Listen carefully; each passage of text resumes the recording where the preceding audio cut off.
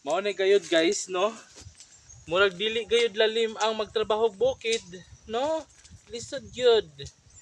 Gamay ra og income ang tinuoray diri sa bukid, guys.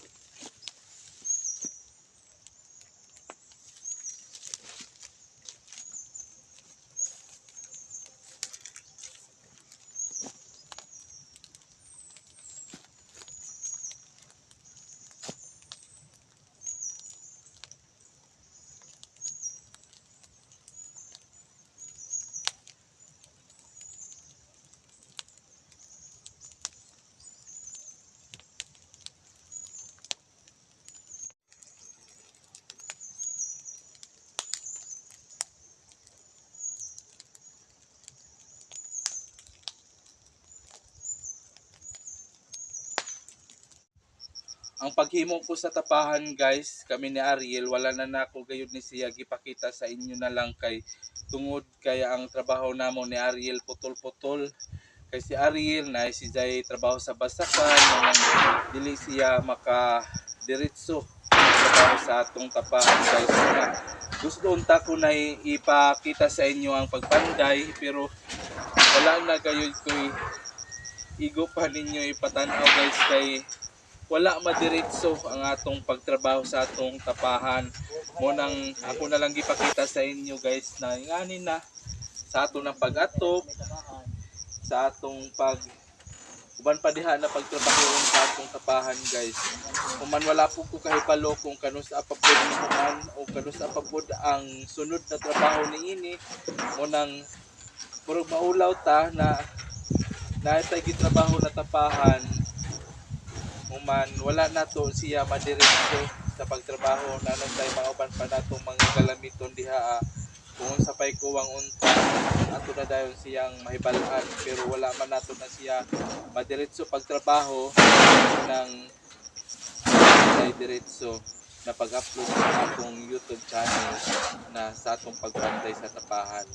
Muna lang kung unsa na lang ang atong nakita karon na lang na siya i-upload sa inyo kaya aron makakita pod mo bahin sa atong pag himo sa atong tapahan guys.